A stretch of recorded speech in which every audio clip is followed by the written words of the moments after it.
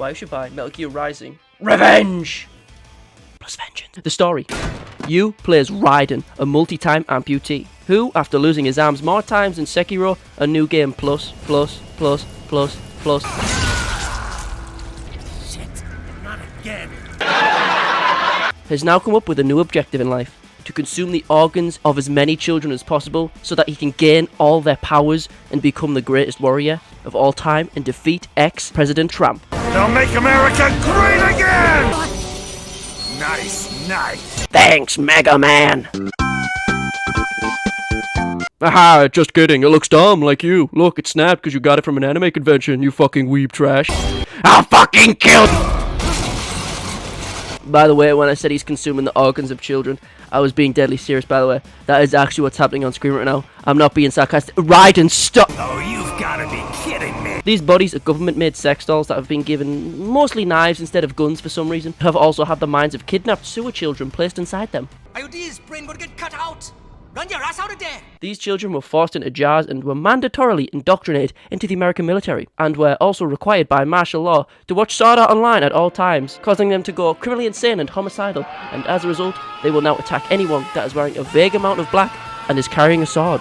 It's the Black Swordsman! Get him! It's the Black Swordsman! But not really. We're cool, right?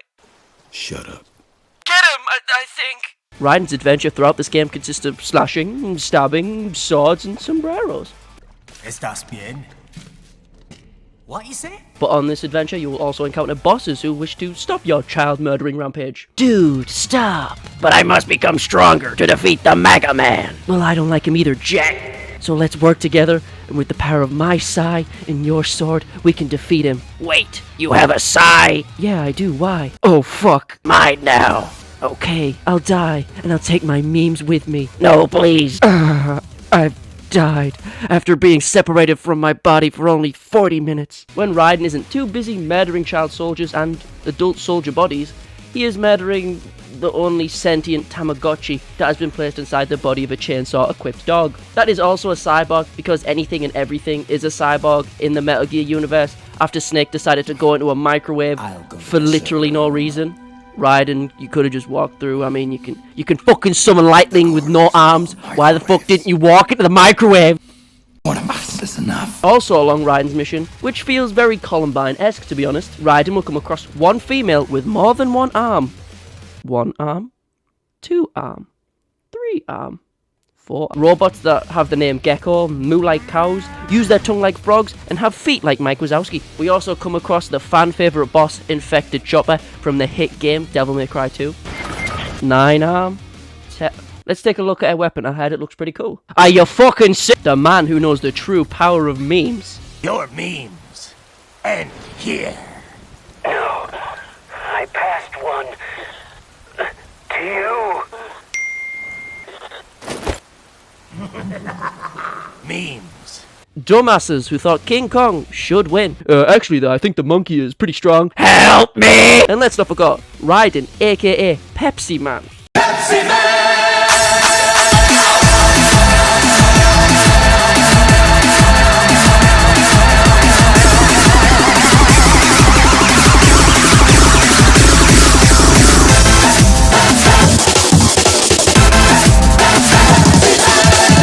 We have a wide cast of allies and friends who will help Raiden.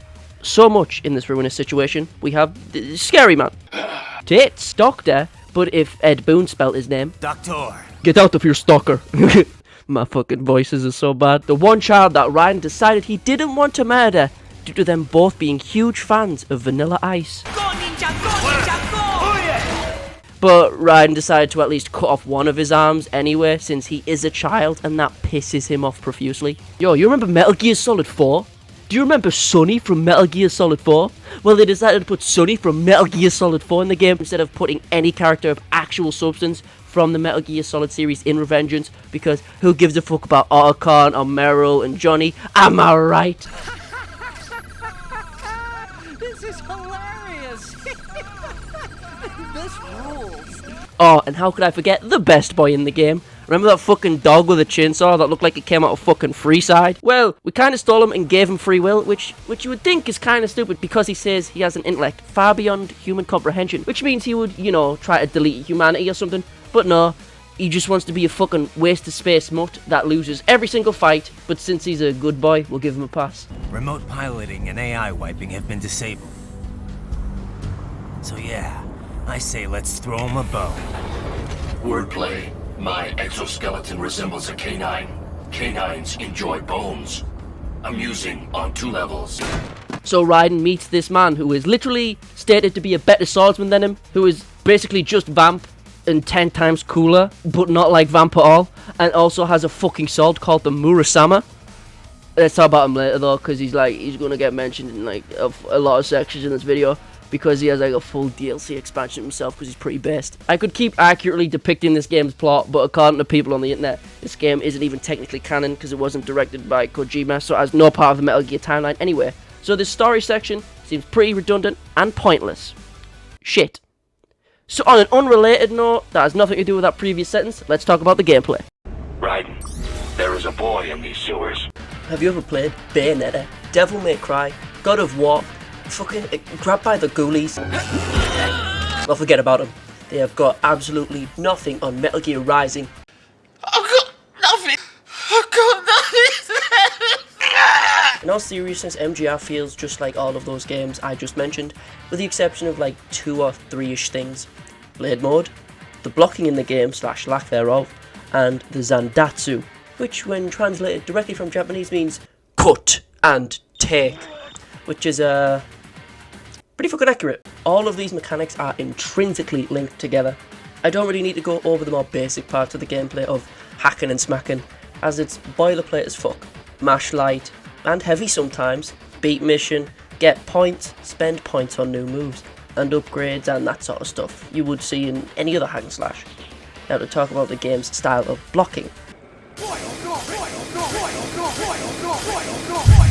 There isn't any. And wouldn't it be nice to live together? Well, kinda.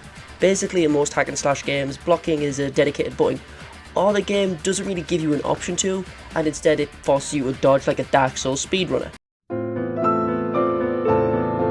But in this game it's a bit different. It's all a parry system. You know how in Devil May Cry 3 onwards you have Royal Guard when the style system was introduced, and if you manage to time it just right, you feel like a fucking god, even though you just pushed a single button? Metal Gear Rising makes it so you have to push the analog stick towards the enemy as well as an attack button, which makes the game feel much more aggressive and stuff, because you are always literally going towards your opponent. Another thing that was kind of stolen from DMC, if you manage to time your parry right, you get a huge reflect and a big punish on your opponent, which allows you to make use of Blade mode. A mode that allows Raiden to do what Kojima intended. Cut everything. Slice their arm off, slice their legs off, face, feet, whatever the fuck. Make them a fleshlight for all I care. It's also kind of funny how you can have a pacifist run of this game, because if you steal everyone's body parts, like that one Dark Harvest episode of Invader Zim, you get rewarded extra, because technically, you didn't kill them. You know, we didn't kill their bodies, but we did kill their dreams of becoming Olympic gymnasts. If you land a perfect parry, you enter Blade mode and are then presented with a target. This beautiful fucking red square is the square that contains the child organs that Raiden is so desperately craving. You cut that square, and you suck up them tasty child soldier organs. All these mechanics work in harmony to make the gameplay pretty fucking Poggers. You parry / block into Blade mode, and then use a Zandatsu to get the fucking tasty shit out. Long story short, TLDR, albino amputee robot can cut pretty fucking good. Edit. Thanks, kind stranger, for the Reddit go. The bosses. I'm sorry, but I'm gonna say it. I think the bosses in this game are better than the bosses in Power Rangers Super Legends. I'm sorry. Both these games are iconic in their own right, and are both obviously in the top 10 games of all time created by man. Titans of the gaming industry. Truly. But Super Legends doesn't have a senator who says the funny red hat meme. They'll make American poggers. Super Legends doesn't have a boss who sounds like a Sonic the Hedgehog OC. But if you close your eyes, Super Legends also doesn't have multiple giant robots. Oh wait.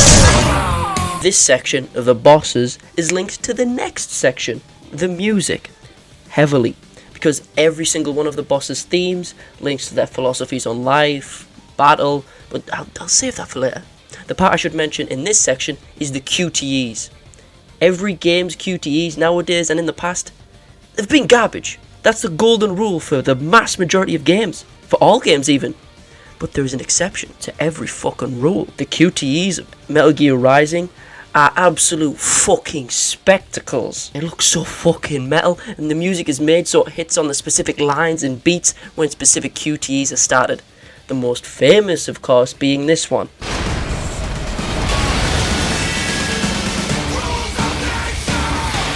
Felt that in your bones, didn't you? Well, I did, because I had the controller and you didn't, but you could as well for the small price of 20 quid. Yeah, that seems about right. I don't know about paying that much for a game that's older than LucasAid's cancelled cola flavour. Anywho, back to the bosses. The bosses in this game are how bosses should be done. Tests of what you've learned in the game so far, which is what bosses should be instead of, stupid fucking gimmicks that just annoy the fuck out of you and make you hate the game. They should make your jaw touch your toes, whilst your skull should be fucking breaking due to the constant growth of your grey matter, due to the game challenging and testing you correctly when in a boss battle. When your brain has grown more bloody wrinkles than your nuts, you can say it's a good fucking boss battle. And on top of that, you've got the aforementioned QTEs that just make the pot a little bit sweeter. TLDR, bosses in Metal Gear Rising make me 10 times more wrecked than Neil Druckmann thinking about The Last of Us 1. Just leave it alone, you sick bastard. Fuck! I'm fucking in. The music. Metal Gear Rising's music is on a whole other fucking level. When people bring up game OSTs, this game is always mentioned mandatorily. This game's music is fucking amazing. To be honest, I don't really have a lot of knowledge on music anymore, so I'll give you the layman's interpretation of how the music sounds. Game music with Josh. How the fuck do you play this? Hot Wind Blows is pretty dope. And that was game music with Josh. The DLC. This game has some pretty fucking epic DLC. It also has some pretty fucking wank ones as well. So, let's go over the DLC that isn't so cash money. If you know anything about games, there are two cardinal sins that no game should touch with a 6-inch pole. And MGR kind of does both, or at least it did. Pay-to-win mechanics and pre-order bonuses. Okay, basically like back in the day when this game first came out, depending on where you pre-ordered from, you would get one of 3 costumes. As well as this costume of, the homie Deep Throat / Grey Fox / Pepsi Man. The costumes would give you buffs, but it varied depending on what costume you got. If you got the white costume, you got a fuck ton of extra health, which made the game a lot easier. If you got this one, the Commando one, you got a fuck ton more rockets. Or if you got the Inferno, you got a fuck ton more grenades. Granted, overall, these didn't affect anyone too much, as they are really gimmicky and just stat upgrades, and they lack the prestige of the Cyborg Ninja skin, which was also eventually made into paid DLC, just like those 3 costumes I just mentioned. They also added MGS4 Raiden as a skin. That's pretty dope. That's my favourite version of Raiden. Do you remember the time when he used 2 geckos to attack Vamp while he breakdanced? That shit was fucking dope.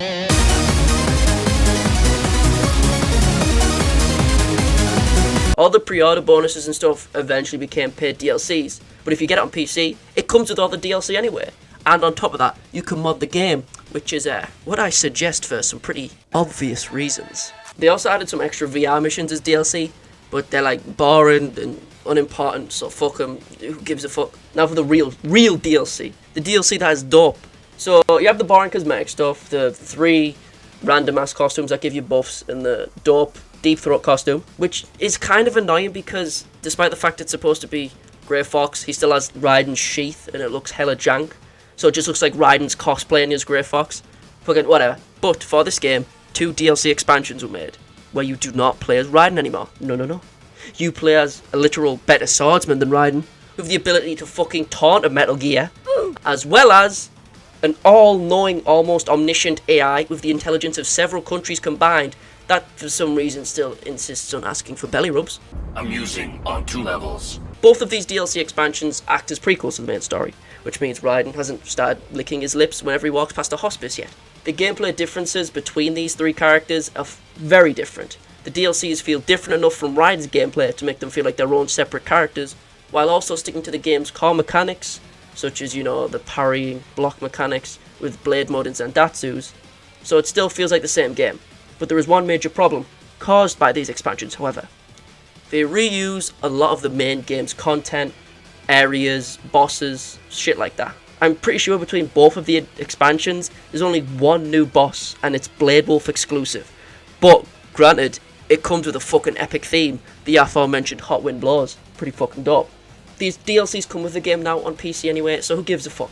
The gameplay is so fucking good, you won't even care. You just shut up. Just look how epic this shit is. Who gives a fuck if it's in the same sewer you already played in? It's still fucking dope. Why do these sewers seem so familiar? Jetstream Sam, the man with the AK for a sword, and the name that's straight out of DeviantArt. His DLC expansion suffers from a major affliction that I like to call Vergism, meaning that, in my opinion, it's more fun to play as the DLC character than it is to play as the main character. Granted, Virgil isn't always DLC in Devil May Cry, but you get it, you get the picture. It's clear that a lot of effort was put into this DLC.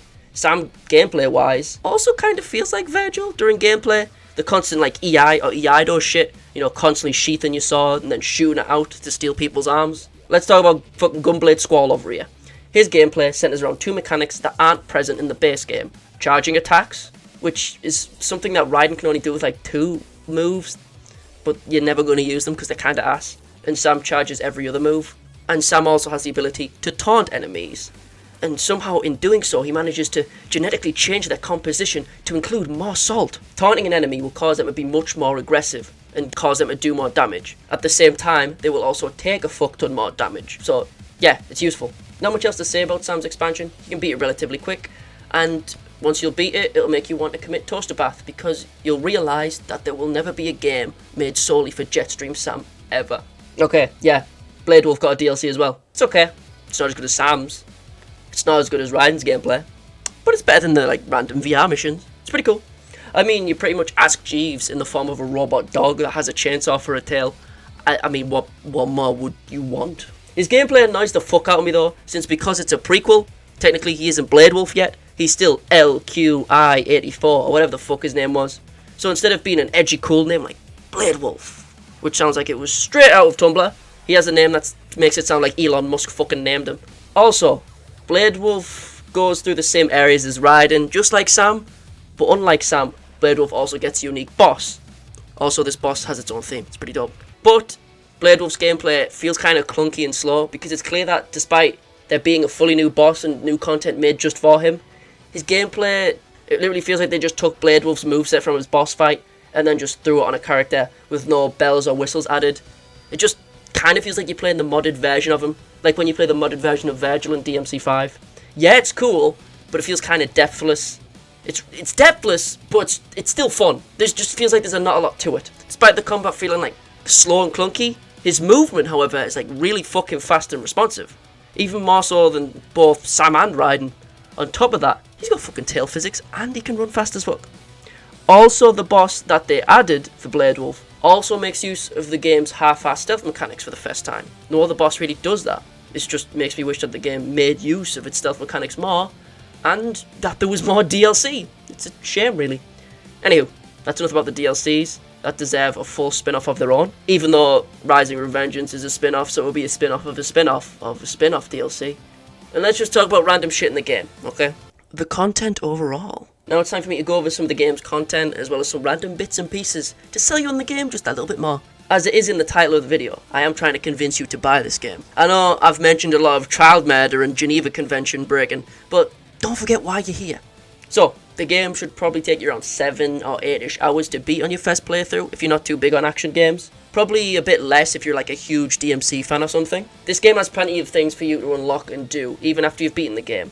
There are quite a few unlockable swords and costumes. You get quite a few just by beating the game. You can unlock a few by finding all the collectibles, as well as MIBs, which stands for Men in Boxes. There's also quite a few difficulties to go through in this game. If you're a sociopath, or an epic gamer, or one of those freaks who loves Dante Must Die mode, hey, Revengeance mode is for you. It's, one-hit death, that type shit. But if you want to unlock Revengeance mode early, traditionally you have to beat the game on very hard to unlock Revengeance, but here's a little trick. On the title screen, type in the Konami code. If you do so correctly, Raiden will say the game's title, and if you've done it correctly, every single difficulty in the game will be unlocked. So you can start the game on Revengeance difficulty. If you just want to buy the game and you just want to play on the hardest difficulty for some reason, that's how. There's also collectible VR missions that you can play from the main menu and unlock a weapon if you get a decent rank on them all, if you manage to find them. There's also the aforementioned DLC expansions. If you do buy this game, there's plenty of shit for you to fucking kill. Or not kill, if you feel like it. So yeah, that's why I think you should buy Metal Gear Rising Revengeance. If you got this far into it, thank you. I'm also working on a creepy video as well, just like my past couple uploads of creepy videos I've been doing. There's one of them in the works that I mentioned still. Thanks for watching. Click all the buttons, you know, like, comment, subscribe, whatever the fuck. If you wanted me to talk about a random game that you think people should buy but haven't really, tell me, I don't give a fuck. I mean, I've got plenty of ideas, don't get me wrong, but your opinion matters to me. I made that sound like sarcasm. Fuck. Thanks for watching, and toodles, my doodles, peace. Now, I'm motivated.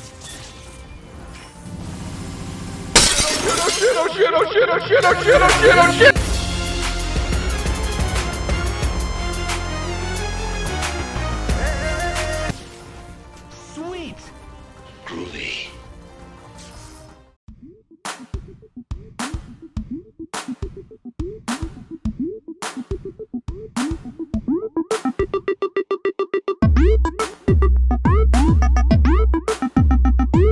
I would fuck my legs, I'm not even gonna lie.